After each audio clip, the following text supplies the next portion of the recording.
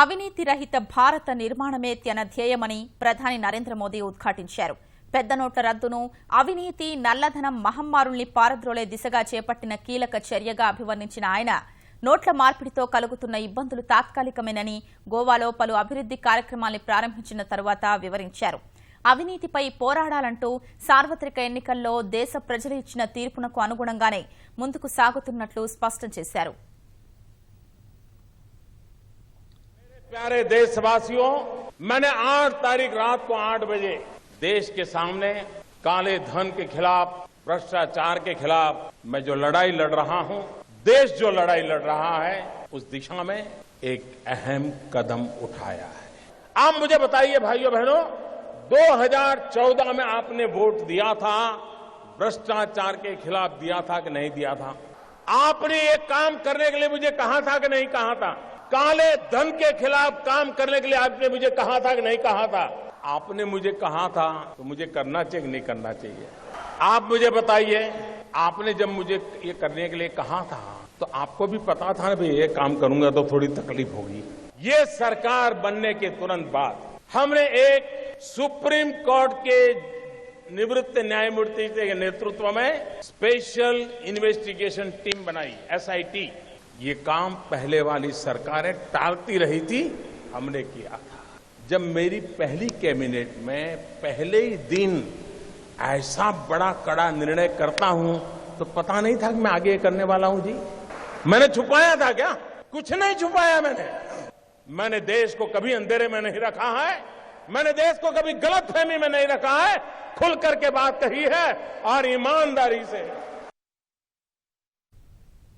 విదేశాల్లోని నల్లధనాన్ని వెనక్కి రాబట్టి తీరుతానని ప్రధాని తేల్చి చెప్పారు. माननीय श्री मनोहर भाई पर्रिकर,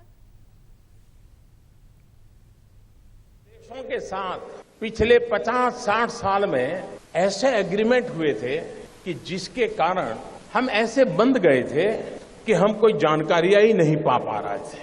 हमारे लिए बहुत जरूरी था कि दुनिया के देशों से पुराने जो एग्रीमेंट है उसमें बदलाव करें, कुछ देशों के साथ नया एग्रीमेंट करें. अमेरिका जैसे देशों को मैं समझाने में सफल हुआ कि आप हमारे साथ एग्रीमेंट कीजिए और आपकी बैंकों में किसी हिंदुस्तानी का पैसा है, आता है या जाता है, हमें तुरंत पता चलना चाहिए.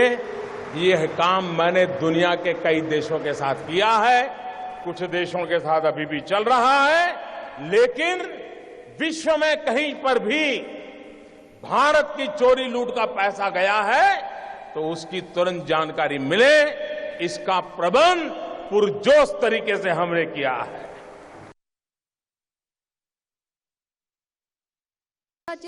అవినీతి నల్లధనం నిర్మూలనకు చేపడుతున్న చర్యలపై విపక్షాల విమర్శల్ని ప్రధాని తప్పుబట్టారు. పేదల సంక్షేమమే తనకు పరమావధన్న మోదీ ఓ దశలో తీవ్ర భావోద్వేగానికి గురయ్యారు. जिनको पता हो ये सारा देख करके समझ नहीं आता था क्या मोदी क्या करेगा आगे. लेकिन अगर आप अपनी दुनिया में इतने मस्त थे कि और पॉलिटिकल पार्टी की तरह ये भी आकर के चला जाएगा, मैं भाइयों बहनों कुर्सी के लिए पैदा नहीं हूं. मेरे देशवासियों, मैंने घर, परिवार,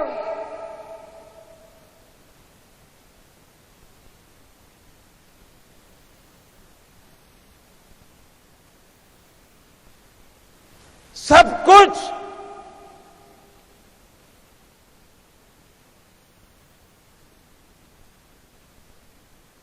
देश के लिए छोड़ा है.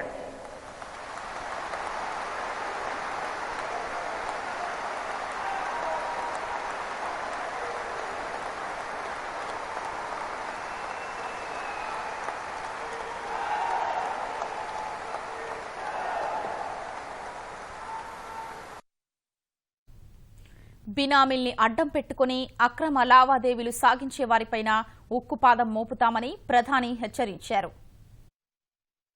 हमने कानून बनाया, जो भी बेनामी संपत्ति होगी, दूसरे के नाम की संपत्ति होगी, हम कानूनन अब उस पर हमला बोलने वाले. ये संपत्ति देश की है,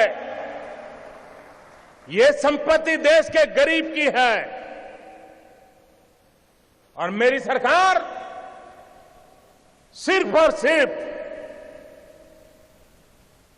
देश में से गरीबों की मदद करना मेरा कर्तव्य मानती है और मैं उसको करके रहूंगा। हमने नियम बनाया कि 2 लाख रुपए से ज्यादा अगर आप गहने खरीदते हैं, ज्वेलरी खरीदते हैं, तो आपको आपका पैन नंबर देना पड़ेगा ही। इसका भी विरोध हुआ था। आप हैरान होंगे, आधे से ज्यादा पार्लियामेंट के मेंबर, आधे से ज्यादा मुझे यह कहने के लिए आए थे कि मोदी जी ये नियम मत लगाओ। और कुछ लोगों ने तो चिट्ठी लिखित में मुझे चिट्ठी लिखने की हिम्मत की है। जिस दिन मैं उसको पब्लिक में करूंगा, शायद पता नहीं वो अपने इलाके में जा पाएंगे कि नहीं जा पाएंगे।